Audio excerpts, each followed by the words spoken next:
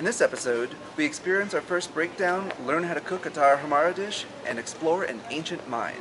My wife and I are on a motorcycle trip through Mexico, Central, and South America exploring cultures and food. So bring an appetite for adventure because we're hungry riders. So we left Creel early the next morning because we wanted to head to Batapilas, the heart of the Copper Canyon, which is located within a valley deep within the canyons. And the road there typically is very treacherous, and unfortunately it was just closed due to construction. We asked around while we were in Creel, and they suggested that we go basically to Huachochi, which is to the east of Batapilas, and then head in on an equally treacherous road. If not more so, yeah. So we'll be able to include that. It was a little bit of a roundabout way to get there, but it was the only way to get there at the time, so it made it more fun. Yeah, we're on track, and it was going fine until we had our first little hiccup in the road. So I was just riding along, and I was actually thinking, man, it would suck to get a flat tire. And then somehow, I'm like, oh, now it feels weird. Like, do you feel something weird on the road, Serafina? And she said no. So we pulled over and looked, and the tire looked a little low. And then when we pulled over again, and like I tried to air it up, and now it is completely flat. So it is losing air. We just tried pumping it up with our inflator. We have everything we need to change this, so that's a good thing.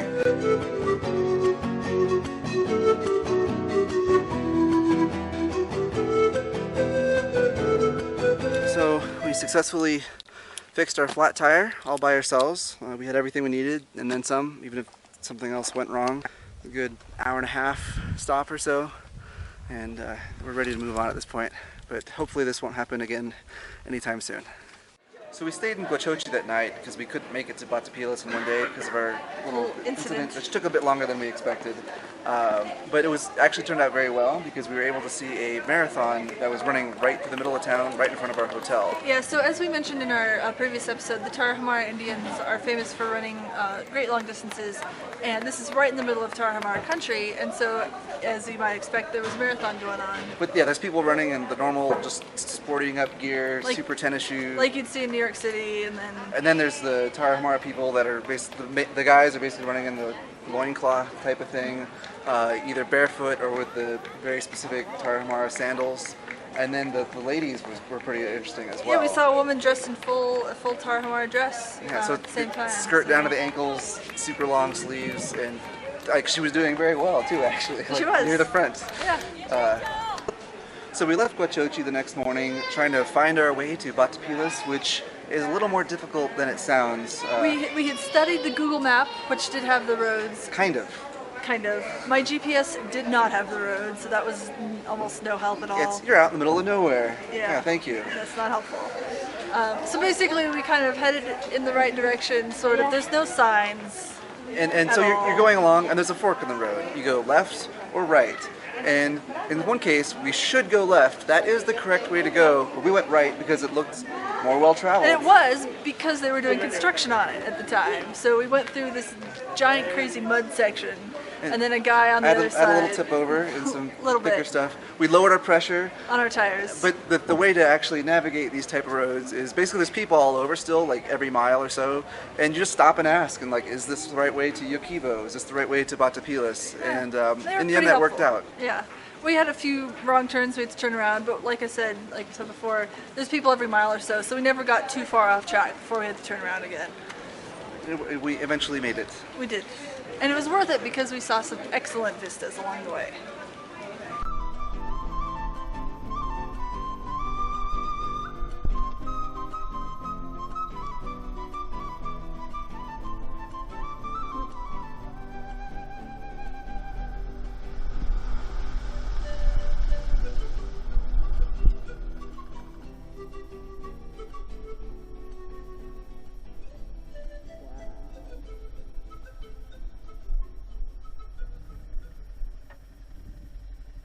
So we made it to Yokibo. We had lunch and we asked some directions, and they kind of told us to go to the south, I think, but it looks like we're actually going to the north because this is like the major road. We've been asking people again on the way. They're like, yeah, sure, it's an hour away, so I assume we're going to make it. So we could actually see Batapilas on our map, and I think that's it over in the valley over there. We just need to kind of make our way down into the canyon now. So we'll see how that goes. But yeah, it's been good. It's only 1:30, so we should make it there in plenty of time before late afternoon. But this is exactly what we came here to see, and here it is. It's pretty awesome.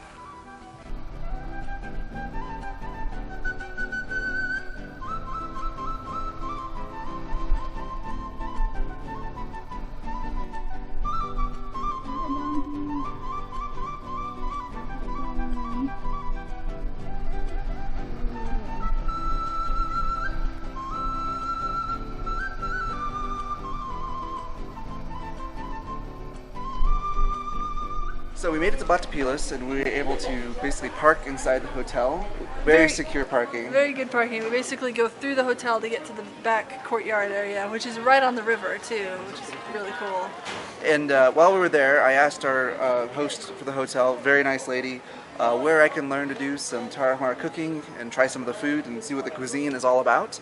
And she had one of her hotel friend that was there visiting. Right next door. And she said, "Oh, I have some Tarahumara people staying with me right now. They'd be happy to show you." So, and they were. So we went next door and we talked to them, and they basically picked out, I said I wanted to make a traditional dish, and they picked the ingredients they wanted, and we went and bought that for the store. We bought enough for like 10 people so they could feed their whole family with it. And then I helped make the dish with them. Basically, it was a lot of chopping of potatoes, tomatoes, garlic, onion, and a little salt, and we put some meat Yes. in there also. And chop everything up, put it in the pot. Yeah, and what we learned from this is the secret ingredient for Tarahumara cooking has to be the fire. It definitely imparts a smoky kind of flavor to the dish, and you can taste it. And basically, you have a wood fire, and then on top of that, you put a ceramic dish, and then on top of that, you put your skillet.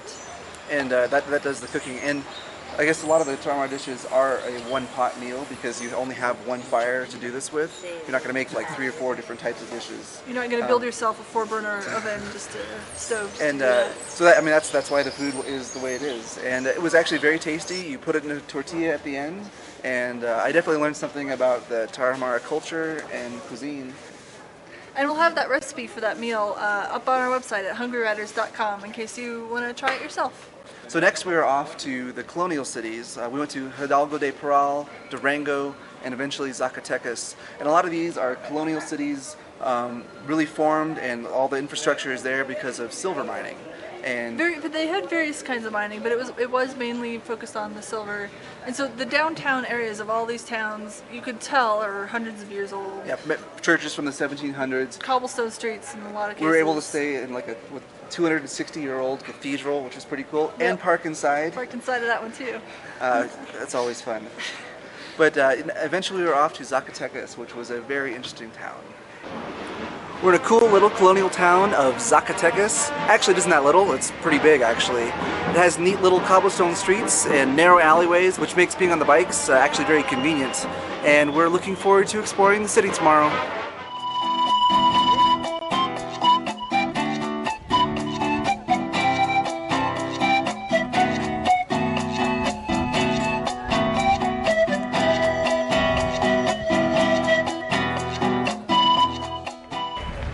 We just got some agua meal, which is something you can only get here in Zacatecas. The best part is that you buy it off a guy selling it with earthenware jugs off of a donkey. And it's actually called honey water, except there's not any honey in it. It's actually derived from the maguey cactus, and it's supposed to be very healthy for you, kind of like a nutritional drink. It's really tasty. It doesn't really taste like honey, it's just relatively sweet and a very clean taste. And it was a great experience, and I really like it. While we were in Zacatecas, one of the things to see were the mines. It was Mina El Eden. Mina El Eden is the name of the mine. And it was a very well run production. You were able to take a tram inside the mine. It was almost like a theme park ride going through the tunnel down into the mine. Also very fun. It was. Because you're in a mine. How cool is that? And at the end of that tram ride, they had a little mineral show, but they also have a nightclub. It was in the mine. It was kind of a separate area from where they were giving the tours. The club is just like a nightclub with loud music and flashing lights. We didn't actually go to it because it doesn't start until 10 p.m. And it was a little bit expensive. Cover charge was a bit much. It ended up being like $10, but we could kind of see in where it was. Yeah, the tour was really cool, and I have to say, whose ever idea it was to turn the lights green and purple and blue to make it extra flashy instead of just rocks everywhere, brilliant. Thank you for that. I got some awesome still photos which you can find on my Flickr page. And this was quite a bit of a challenge for our Spanish because we're getting a little bit better about it now. We can talk about like making reservations and traveling and where we're from, ordering food. But our vocabulary related to mining and mineral related, any very specific subject, like mines, yeah. Our vocabulary is very limited. So you understood maybe 10%. Maybe 10-15%, but I still really enjoyed it. And they had a lot of these like historical like reenactments. So like the mine has been open for 400 years. You know, the Spanish basically enslaved the local population to do the mining there, which isn't too cool. But they showed how they did it back then. Yeah. And by reenactments, we mean they had like statues of people in the position of like on the ladders and very scary ladders. Very scary ladders with giant things on their backs. Yeah, they have to carry something like 70 kilos of ore up these tiny ladders. Tiny ladders. I don't know how you do something like that, but very difficult. But it was a very, very interesting experience. It was. Next, we were off to Guadalajara, which is famous for their tequila and for lucha libre. Both of which we had a chance to sample. So look for that on the next episode. But until then, if you like our new format or if you have any other feedback, you can send an email to feedback@hungrywriters.com or you can tweet us, twitter.com/hungrywriters. Or Facebook us at facebook.com/hungrywriters. And if you like our episodes, please subscribe to us on YouTube at youtube.com/hungrywriters. And of course, our website has everything, hungrywriters.com. See you next time.